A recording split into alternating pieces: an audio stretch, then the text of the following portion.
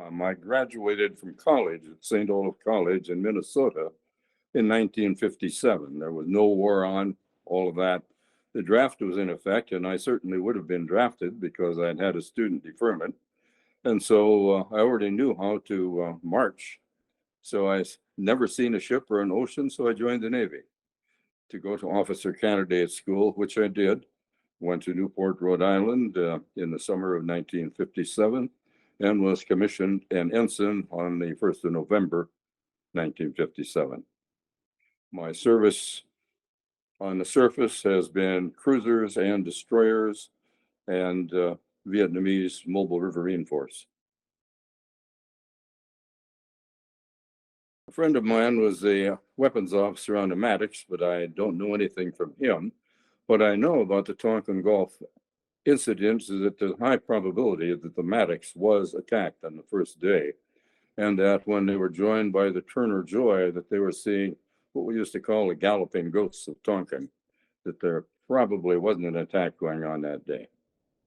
And however, it was enough for Lyndon Johnson to get a resolution through. He wanted to be seen as a good successor to Kennedy, who had gotten us involved in Vietnam. And indeed, apparently there was some U.S. involvement in the removal of President Diem. I was on USS England at the time. We had just put that ship in commission in 1963. And I was waiting to go to the Western Pacific on my first deployment on the England. The deployment, we took off and went over the end of 64, and we were there in early 65. And we're the first ship to go back up in Tonkin Gulf after the Gulf of Tonkin incident.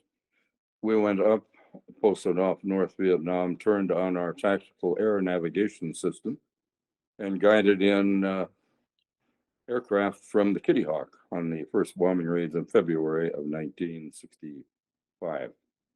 Well, I didn't know much about it at the time. I've learned a lot subsequently.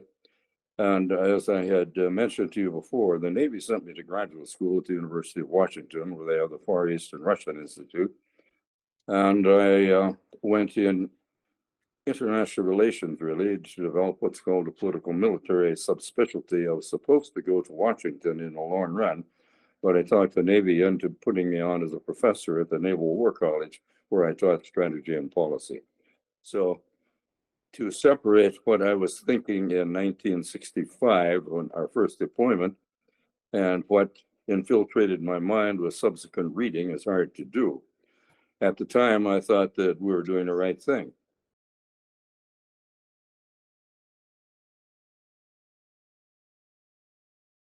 It was my duty, yeah. And at that time, there was also the thought that there was something called a monolithic international communism and domino effects and all of that, and we were supposed to be dealing with that. I believe in that less now than I did. In fact, I've taught a course with a former ambassador at the Naval War College on how there was no monolithic communism, that it wasn't all directed by Moscow. Moscow and China were very different. Everything was different. And indeed, Yugoslavia, we were even selling them, they were supposedly communistic. Early on in the Cold War, we were selling them aircraft. So very strange. Anyway, there was no monolithic communism. Not that communism is good, just not that it's monolithic. I am indeed a capitalist, no question of that. It's a jumble of thoughts. I thought we were doing the right thing at that time. Also, I thought that year and the next, we didn't have a lot of people in Vietnam yet, just some advisors. And then we added some, we landed Marines, that was my next tour, I guess.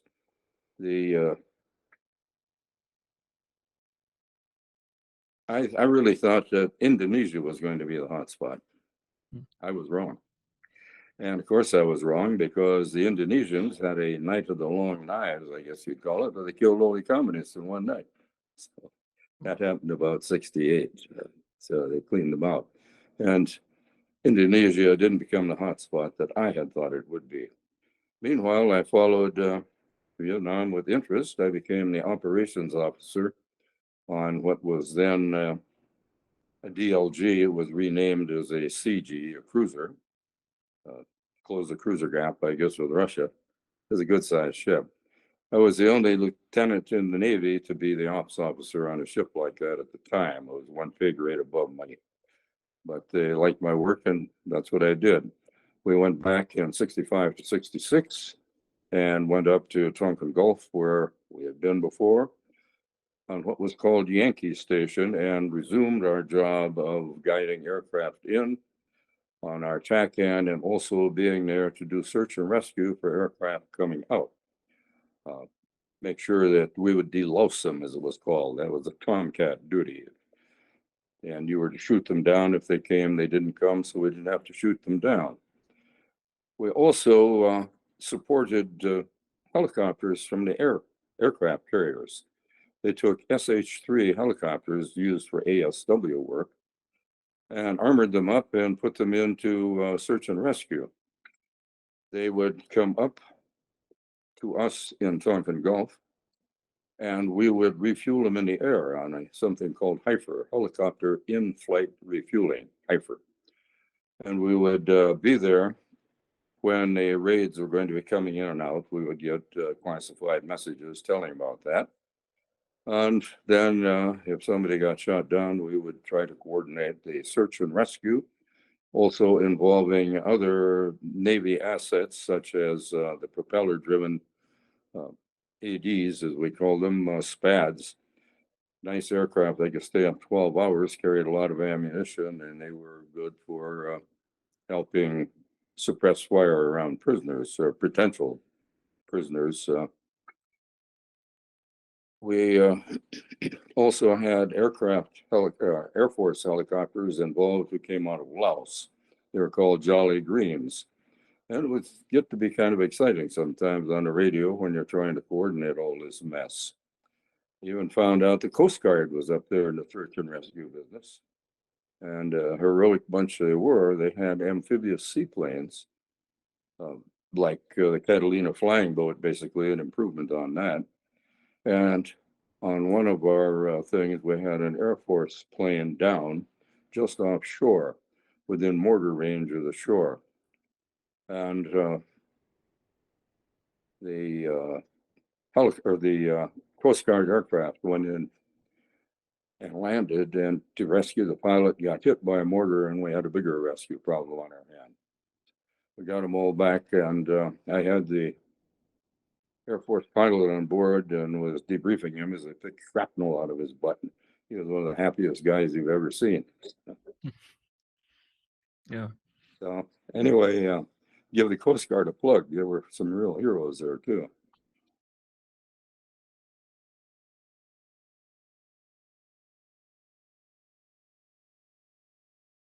Well, my first deployment to Vietnam, I had deployed way back in 1958 on the Helena. But for Vietnam, the first deployment was the end of 1964, start of 1965. That's when we went up into Tonkin Gulf to guide in the Kitty Hawk aircraft on in the February raids. So following that, we were in our class of ships. You always have one that's going to be a test ship that they try to do all bad things to see if you survive it. We stopped off at Kahoolae on the way back, where the Navy had put up an igloo of 1 million pounds of TNT. Anchored some ships near it and had us near it at what we considered a safe distance, and set it off to see what it would do, and make quite a blast.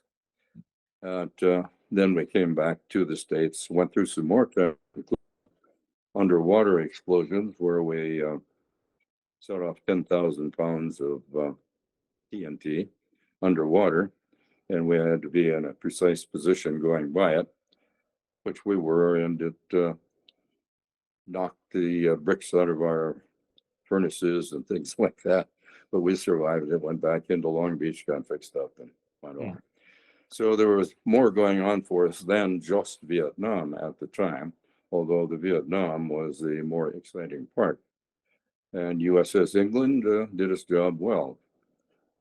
I then went to graduate school at the University of Washington, the Far Eastern Russian Institute. Upon finishing there, I was ordered to go to Vietnam. I was not pleased because I was hoping to go as XO of a destroyer right then, number 2 man on a destroyer. However, I went and I was assigned to the second coastal zone in Vietnam, 2 Corps, where we had a half a dozen junk bases plus coastal surveillance, market time operations to prevent infiltration by sea. And I was there for up until into February, January and part of February, and then I was pulled down to Saigon. I enjoyed the time up there. I was a field advisor, and we had junk bases to the north and the south of us. I was at Nha Trang, where they used to run a ranch hand operation, the defoliation with the Agent Orange. It wasn't coming on us there. That's just where this was. And we would go north by helicopter. We'd have a Huey take us up to the junk bases on 1 week, and then the next week the Huey would take us down to the south on those, all the way from Quy Nhon down to I forget the last one before Ha Tien, which was in 3 Corps. But the most beautiful beaches I've ever seen, and I was impressed by the beauty of Vietnam. It's just incredible. I spoke the language reasonably well when I went through what was called counterinsurgency training, where they taught us how to speak about 6 weeks of Vietnamese. I was a valedictorian and gave a valedictory speech that the American students couldn't understand because I was too good, and the Vietnamese couldn't understand because I was too bad. But I made my own dictionary while I was there of useful terms. You could, we were taught mostly military stuff. Means, what do we do today? We'll go on patrol. And then useful phrases like, meaning we've been ambushed already. A bad day then. But the Vietnamese, I liked them a lot when I was assigned to work with them, but I haven't gotten how I got there yet. I was pulled down to Saigon because the staff plans officer had a mental collapse on Admiral Zumwalt's staff. And I was, because of my background, they looked at the records and said, hey, we'll have this guy come down. Plus, I had done an investigation on some friendly fire shooting between Vietnamese and Americans in Cam Ranh Bay area. They liked my report. And with the academic background that I'd fit in the job, and so they pulled me down to Saigon, or Saigon, as they say, where I thought I would be for a short time, but they had different ideas and assigned me there permanently. And I stayed on the staff doing Vietnamization turnover planning in the 1959. That was when the planning was going on. When we turned over the first 108 boats from the U.S. Mobile Riverine Force, they made the senior field advisor with a group. I had 6 squadrons of boats, 18 boats each, in 3 different locations. Our headquarters was at Dong Tam, where the U.S. 9th Infantry had been based. We had a nice bunker down there we lived in, and that was home base. From there, we operated in various places.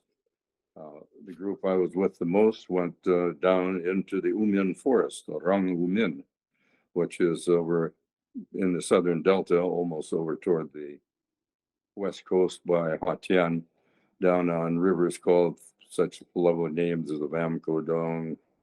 Well, that was up north. I'm trying to Trong Kai Lung, and Shong Trem Trem. Shong means river, and then the rest was the name on the thing. And it was pretty primitive country. It, for example, on Dong Hung, where we were rather close on one of our base camps, the only vehicle in the whole province was the one belonging to the province chief. And you'd go into town and you'd see the pigs in the streets, that sort of thing, and no cars whatsoever. It was like living in another era, going back to the days of Marco Polo, I guess. Except they had gas engines to drive their little boat. We had, I recall, when we first turned over the boats, it was the end of May, I believe, and we took a grand tour with all 108 boats going on some of the rivers to just as a show of force. What I named the Great Green Fleet, which was a takeoff on Roosevelt's Great White Fleet. And they thought it was a cute term, and everybody referred to it as the Great Green Fleet, and that's what we did. We had others down in Dongtam and over toward Mito and Kanto, depending on where they're operating, and then our 2 squadrons down in the Umin Forest. Well, we were down in there, getting up toward Thanksgiving. My counterpart, Daito Hung, who became later our rear admiral, wonderful man. I really liked him. He was a scrupulously honest person. In fact, I got along very well with the Vietnamese. They took extremely good care of me, and I admired them. They admired me, and it worked out well. We needed to go up and meet with the Joint General Staff in the Saigon. I was chosen to take a jeep from Ha Tien on the west coast and drive across Vietnam up to Long Swin on the river. With Dai To Hoon, we had to stop a few times on the way while they cleared mines out of the road.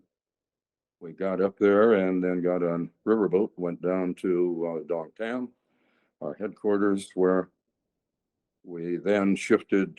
They got in a Jeep, and I had bought a motorcycle. I was in Saigon, and I rode that behind them back up to Saigon, where we were to meet with the Joint General Staff. Unfortunately, I also got food poisoning along the way and was terribly sick. So I didn't get to meet with the Joint General Staff. My counterpart did. But while we were there, our base camp got overrun and we lost about 45 people in a suicide attack.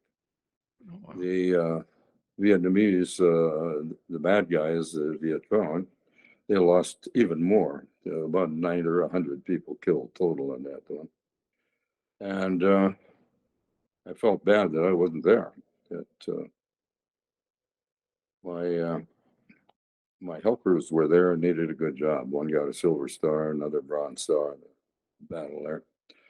We were carrying Vietnamese Marines in the riverboats to take to various places. It's really too slow to be doing that. Gives too much warning, and you're also subject to ambush. That was our biggest problem, was having boats blown up by unexploded U.S. ordnance that was converted into command detonated mines.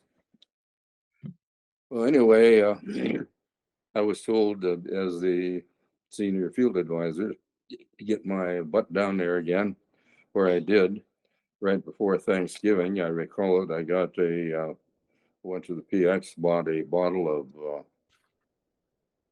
B&B brandy and Benedictine, 13 cans of sardines and mustard sauce, and went down to the bush to celebrate Thanksgiving, where we had people in from the various boats, and my counterpart was happy to be able to serve them a shot of brandy and Benedictine and some nice sardines and mustard sauce.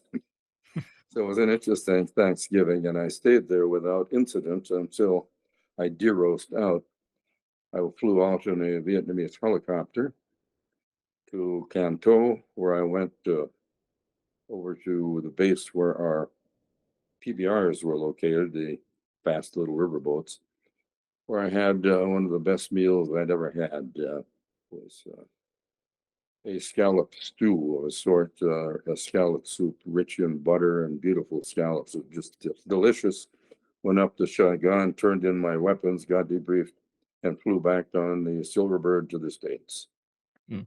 End of that phase of my Vietnam advisory. It was interesting, and I got to do interesting things. I would meet with Mac V as a representative from the Naval Advisory Group where I found that as a lieutenant commander, I often had more discretionary negotiating power than two colonels.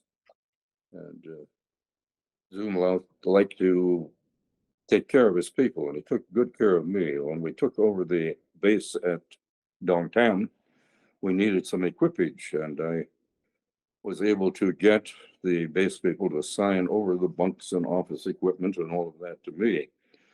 The the Vietnamese army, got kind of jealous about that, and they sent the JAG on me to investigate me. The U.S. Advocate General. I found out that I was going to be called in for investigation. Went to the chief of staff, Zumwalt's chief of staff, told him what was up, and he contacted Admiral Zumwalt, who sent out his chief of staff for logistics to the first meeting that we were going to have at MACV. And he said, Admiral Zumwalt sent me to tell you that this young man did exactly what Admiral Zumwalt wanted him to do. And if you don't believe that, he'll come out and tell you himself. I really appreciated backing like that. And I was a great respecter of Admiral Zumwalt. He wanted you to take initiative and to do right. Maybe you weren't out there to be a Rambo or anything like that. You're just supposed to go and do good deeds. As my advisors on the various squadrons of boats, it was very difficult to be in touch because we didn't have exemplary communications. So on one of our meetings, I gave them an old story that I had heard when I was young about the days of sailing ships in Queen Victoria, when ship captains would be sent out, and about the only instructions you could give them was try to do the right thing and don't embarrass the Queen. So I gave them a good speech on that, and they liked that and took that as their motto: don't embarrass the Queen. Which is good advice when you're operating in situations like that. You have to have faith in your people, and if you've got good people and screen them well, they'll do it, and they won't embarrass the Queen or the president. So anyway, that was sort of my philosophy of leadership. After Vietnam, the Navy sent me to some more graduate school. Oh, wait, after Vietnam, I went to Isaacson on a destroyer on the USS Chevalier, where we deployed again. 1970 to 71, I came out of Vietnam in the end of 69, and in the summer of 70, deployed to Vietnam, back up to Tonkin Gulf, this time, and offshore, this time as XO on an old Fram destroyer, where we did shore bombardment with 5-inch 38s. We had 3 twin gun mounts, which was getting to be unusual. Most new ships had a single 5-inch 54 on destroyers. And so we were good for shore bombardment. To have a FAC forward air controller call in the fire, and we would do it. Also, we were called what was a shotgun for the ships that were still running search and rescue. Because of our weaponry, we were to be there to deter boats, mainly, not aircraft. The missile ships would take, and the air patrol would take care of the air aspect, and ours was to worry about the water. And it was an interesting tour, and I enjoyed that tour mostly because Chevalier was really in bad shape when I got aboard, and it was in wonderful shape when I left because of the crew and my efforts and the captain's efforts. We turned that ship around and had people wanting to stay in the Navy and just to serve on there. And again, that comes from the philosophy of leadership that I'd also learned. I've been studying bureaucracy and other things along with international relations, and tried to put a lot of the theories into practice that I had used, and they worked, which is to get rid of the bad people, reward the good ones, and they'll really work hard for you. After that, I was back for some more school, and then back to Vietnam as commanding officer of USS Mycord, FFG. They went through a history of being DEs, even though they were twice as big as World War II destroyers. That came because they had just a single screw. which is not fun. It's nice. It's nice to have a twin screw ship. You can twist it. You can make it do things. Whereas a single screw is very difficult for handling in restricted waters. You try to back down, it backs sideways. That goes where the prop is going. Whereas on a twin screw ship, you could pose the engines and walk it sideways, back and forth. Anyway, I enjoyed that tour, practiced the same form of leadership, and had wonderful XOs and good crew, good chiefs and officers. And we had a good time and did a good job.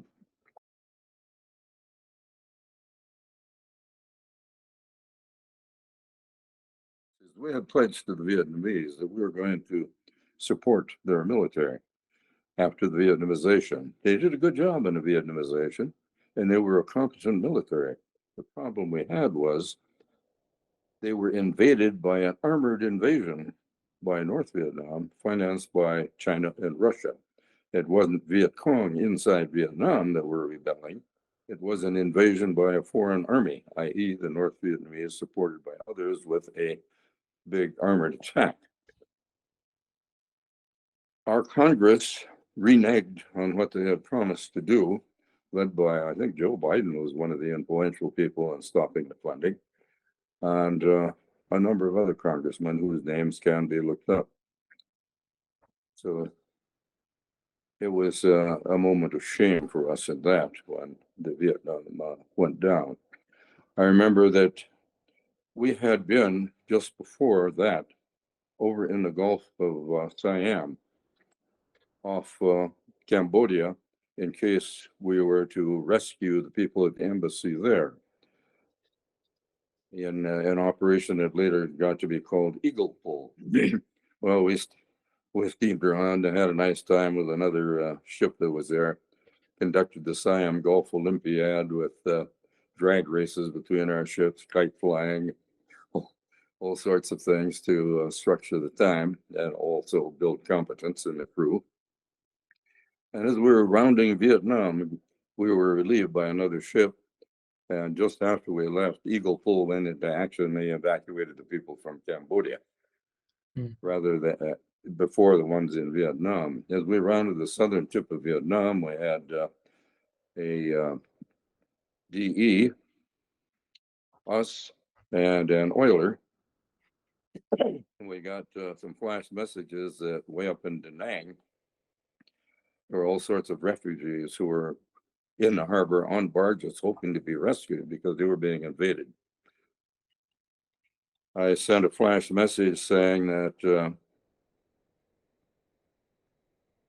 we could go do it. And they turned us down.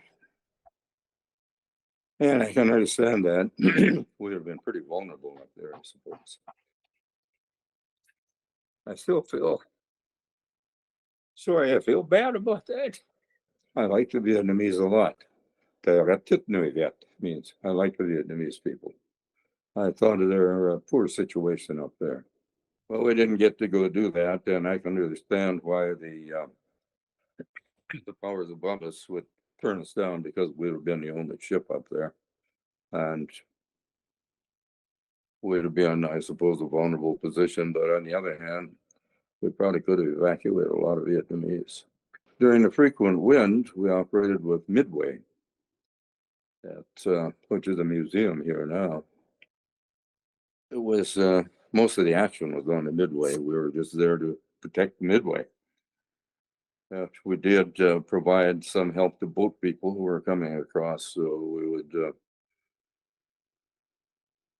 take them aboard, give them some first aid in a couple of cases, fuel them with diesel fuel so their boats could get going and make it to the Philippines.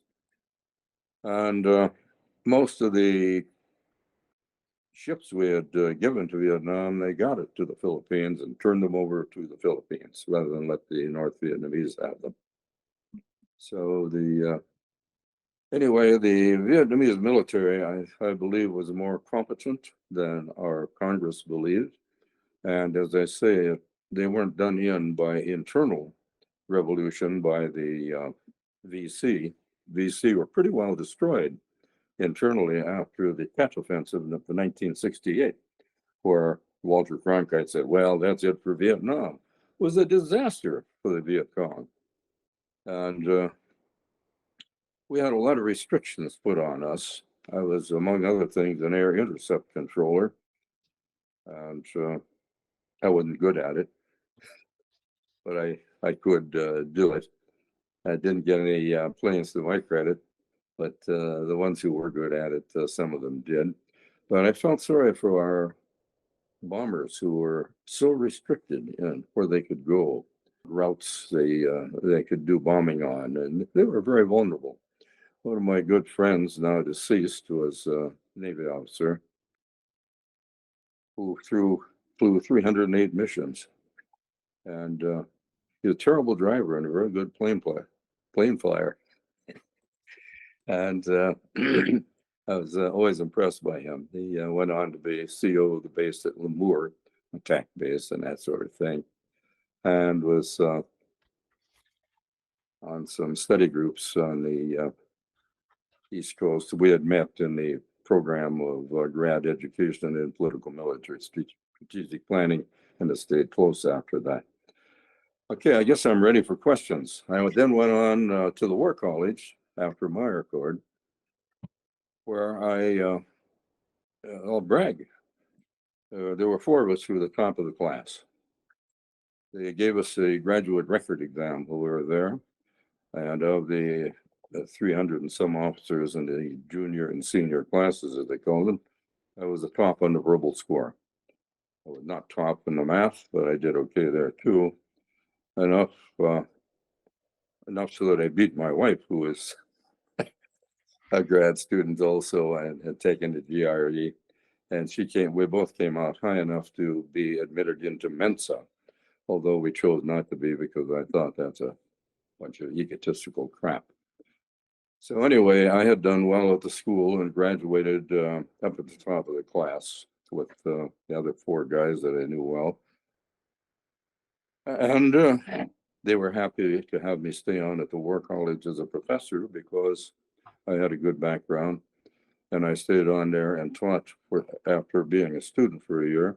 And instead of going down to DC, I stayed on and as a professor of strategy and policy, and was the only military. They had an interesting system. You'd have one civilian faculty, usually a prize winner from a civilian university, who would come for 2 years on a contract and then return to the university. And he would be paired with someone like me who had some graduate work in international relations, history, that sort of thing. And I think we had 13 different seminars going at a time. Each seminar would have 1 civilian, 1 military. I was lucky enough to be paired with John Gaddis, who became a famous historian at Yale, now emeritus, and set up a course there that I think we influenced him on, called Grand Strategy, which is one of the more popular courses in political science at Yale.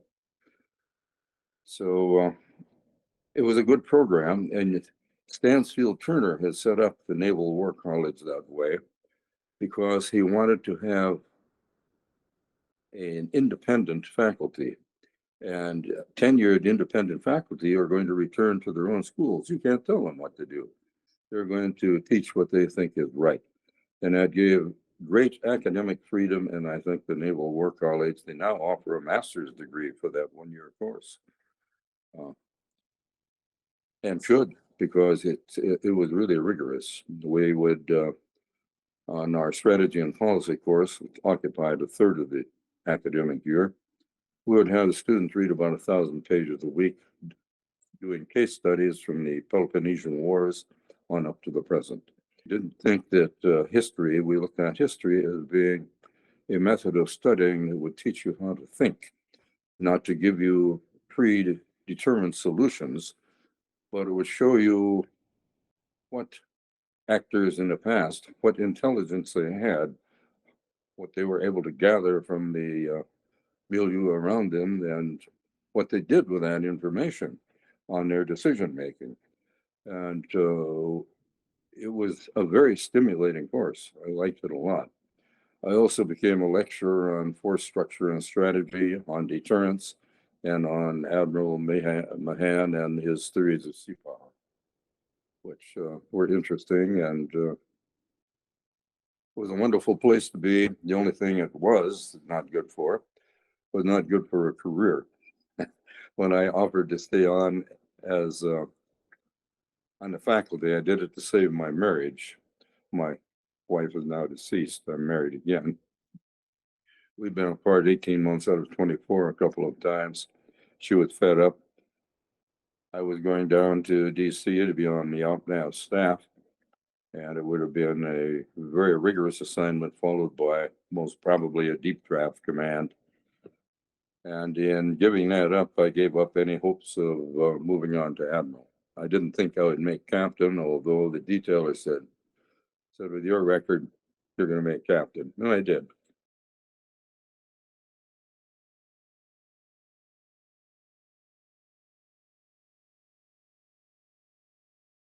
And they were a mixture. You had the troop carriers, you had the monitors, which had a 40 millimeter cannon or a Zippo, a flamethrower, and you had the command control boat.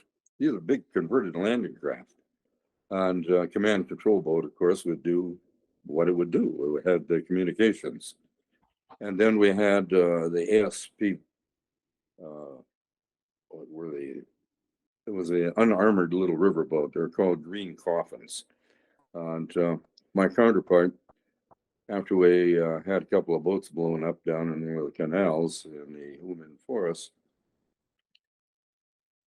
the crews on those unarmored ASPBs, were getting kind of goosey. So he got a couple of lawn chairs, and we went over and put him on the bow of one of the river boats. We were going out on patrol that day, and he climbed into the chair and sat there through the whole patrol. I sat next to him, but I told him I am going to wear a flak jacket. And I did. I wore the flak jacket and the groin protector, which I didn't need, but says, but that's sort of a role model he was for his people. I respected him a lot. It was a matter of follow me, not do as I say. Yeah. I think that's where good leadership comes. The Marines had something there. And I admired the Marines too. My Lord, they're the ones that gave me my weapons training up at Camp Pendleton, where I learned to shoot some machine guns, rifles, pistols, throw grenades. Even got to fire a light anti-tank weapon, the laws. They gave us some really good training in a period of a rigorous week, night ambushes and patrol training. Got a stick in my eye on night ambush training, and couldn't go to the survival school the rest of my class. I had to go alone. And another class up at Whidbey, Washington. Not a good place to learn to survive in the jungle in the winter in Whidbey. But I did that in December of 68, where I ended up being the senior man in the class, which gets you special attention. And it was a good experience.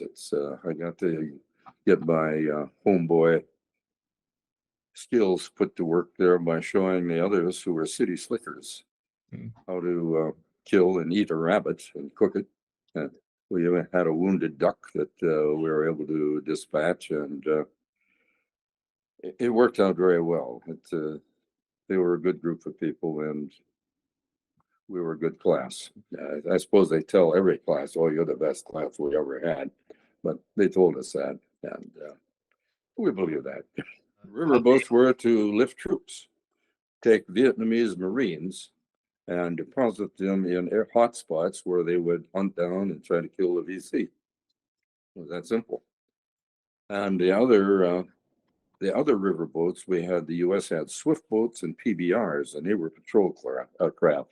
They were to stop infiltration, that sort of thing. The swift boats were they were initially used off the coast in what was called market time to prevent infiltration by sea. They put them in the rivers, which was a mistake because the damn things were unarmored and they had a high casualty rate. The PBRs were fast jacuzzi type boats, jacuzzi propulsion, no propeller.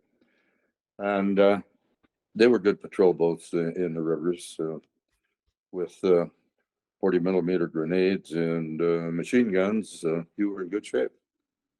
And they had that was their purpose, was to patrol. Ours was to move troops. We did on a couple of occasions give up the riverboats and hired the U.S. Air Cavalry to lift our people into some of the areas. And a cloud of helicopters would come in, pick up our Marines, and take them to the hot areas that we're working on. So we used the Air Cav there too. It was a varied and interesting job that I had. I was no hero, but I did my job well. Now the guy next to you gets killed and you don't. That's not dangerous for you. That's so yeah. It was not spooky all the time. You were under tension all the time. You knew that there were people who wanted to kill you every day, and that's a fair amount of tension. And you felt bad when a boat would blow up, when you would be grateful you weren't on it. It was not a Rambo existence that I lived. I was more a planner and operator. I recall because we were in several locations, I had permissive travel orders, which was unusual in Vietnam. I had a set of orders from Admiral Zumwalt that said I could go any place in the country by any means at any time. And I've flown in Vietnamese helicopters, US helicopters, Air America, to get to where I wanted to be on our bases. But to get around to hit everybody was hard. And the Army assigned on a weekly basis, I would have a 19-year-old warrant officer who was a wizard at flying a little Loach helicopter. That's a Cayuse. You see that they get go and stuff. And he would take me to our locations to check on the advisors that I hadn't seen recently, the ones that were out there busy, not embarrassing the Queen. And we'd be able to drop in that way. I really had respect for that young pilot. He tried to teach me how to fly the helicopter enough so that if he got hit, I would be able to put it down. And I wasn't good with my flying motor skills of flying helicopters. He was. We could go into a fuel depot, which was fuel bags underground. He could fly it up and down the aisles like nothing, like operating a scooter for him. For me, sitting there and trimming it and flying it, I could. They had no automatic stabilization equipment like some helicopters do. That little one had nothing. So it was all your skills. And my skills were good enough to set it down if we had to, and we didn't have to. I was grateful for that. On one of our trips to the Umin forest, we lost transmission oil. On the way in, we made it. Otherwise, we were in what they called Indian country. We got to our base and were able to land, and a Chinook came in and lifted our helicopter out and took it away to get repaired. But the same base we were going into about 2 days before, one of my Vietnamese friends had been hit in that landing zone by mortars and killed. So you never knew what was going to fall out of the sky. But I emphasize again, it wasn't veins in your teeth Rambo existence. Usually it was mostly waiting for terror. And our job was to move troops.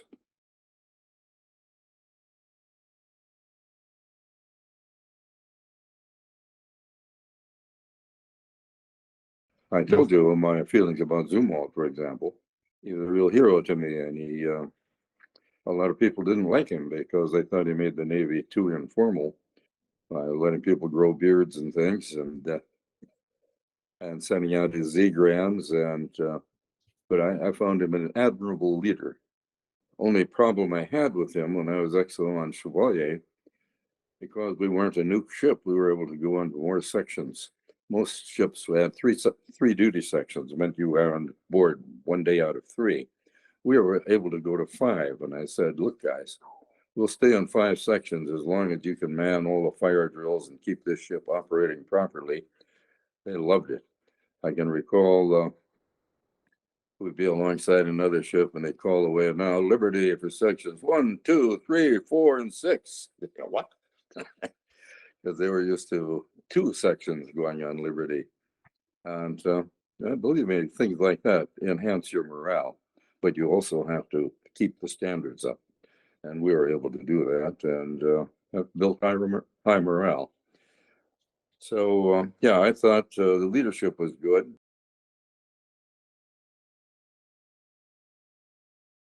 Well, it depends on how you define winning. Winning is advancing your own value system, I guess. We could have done better militarily, but we were restricted. I think we had the people flying over the Ho Chi Minh Trail, as they call it, recce packages, reconnaissance packages. We didn't hit major bases in North Vietnam. It wasn't a total war situation like we did with Japan in World War II, where I went in and we just bombed the hell out of everything and firebombed the cities. Hey, you could have victory on that, but not a very humanitarian way to go, I guess they feel these days. But we restricted our forces so much that it was stupid. And we'd have to take out the same bridges again and again up in North Vietnam. You'll notice that when Nixon finally got in, he sent the B-52s up there and bombed the hell out of them. And they quickly came to the negotiation table. We could have been much more forceful. We could have made better use of our weapons than what we did. We nibbled around the periphery. We went on. We didn't lose battles, never. And but we didn't win the war.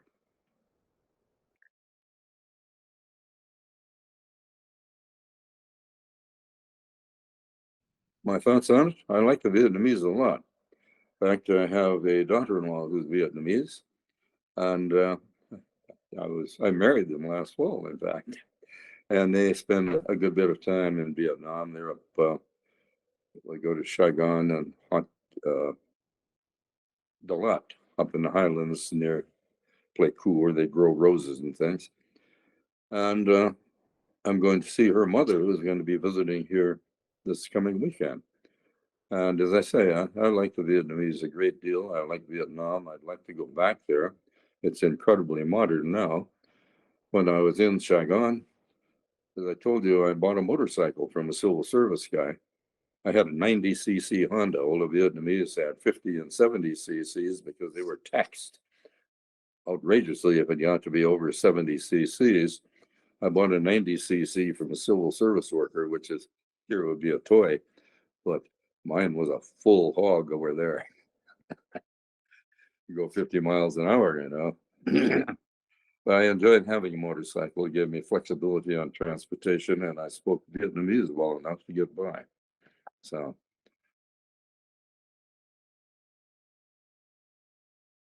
yes, we never declared war. There was a conflict. We haven't declared war since World War II. We didn't declare war in Korea either. We didn't declare war in Afghanistan. We didn't declare war in Iraq. No. So, yeah, I think that he's absolutely right with the conflict. Congress is not willing to step up and do what they should do and either declare or not declare war and tell us what it is we're doing. And what we did in Afghanistan was just absurd. From what I can see, from my perspective, our strategy was we should have had a punish and leave strategy. They had given sanctuary to the ISIS people. We should have gone in there, punished them, and gotten the hell out. We didn't learn by watching what had happened to the British and then the Russians in Afghanistan. That's a country that's almost uncontrollable. Well, not almost, it is. And it's not worth the cost that you're going to have there. And our stupid strategy was to bring in lots of Humvees and have people drive around in them and get blown up. And we lost so many legs and arms and personnel, but didn't really have any big substantial battles. It was It was a horrible strategy. I don't know what the hell we were doing there. Then our withdrawal was so shameful that I can't believe it. It's horribly done. So, and the places like Iraq, yeah, we had mixed results there, depending on what we were trying to do at the time. Uh, more a true ground army offensive and air offensive that would work where it wouldn't in Afghanistan. But it's a mix. But those are subjects for another day.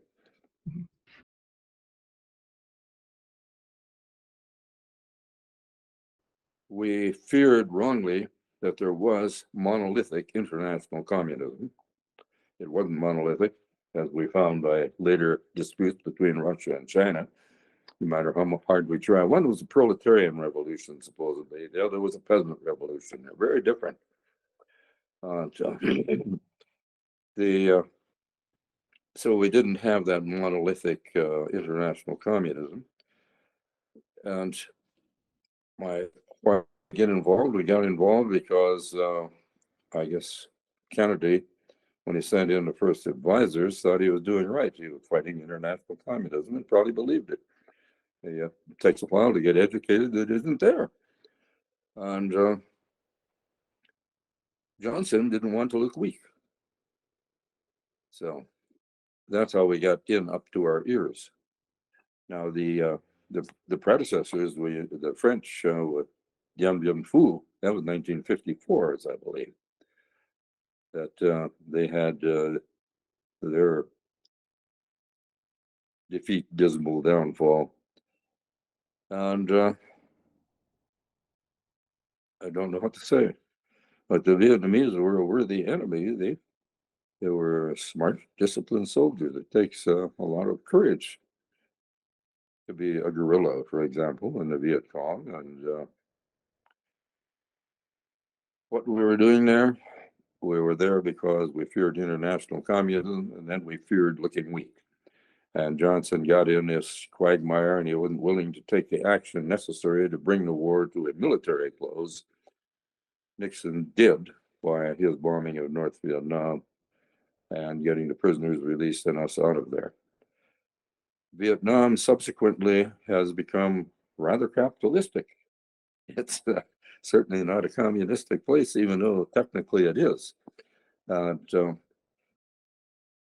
Its culture, its war, its various things all come together, and it's hard to separate them. So anyway, but I think the Vietnamese did better than we gave them credit for. That Walter Cronkite was our worst enemy when he said, well, that's it for Vietnam after the Tet Offensive, which was a disaster for the Viet Cong. And we started to look for ways out after that. That was 1968 for Tet. And so it was a war that was badly fought by a lot of heroes who did their job and who weren't looking at the political aspects. Mostly in war, it's small unit operations that build your cohesion. We found this in U-boats for the Germans, everything. And the system we had of rotating newbies in nuggets one at a time instead of as a unit was not good. And that you didn't have the cohesion that you would have with the so-called band of brothers in World War II, where a unit would stay together instead of having them rotate out one at a time. But we had some pretty heroic people who paid a severe price for being there, who have reason to be displeased with the politicians who put them in that position.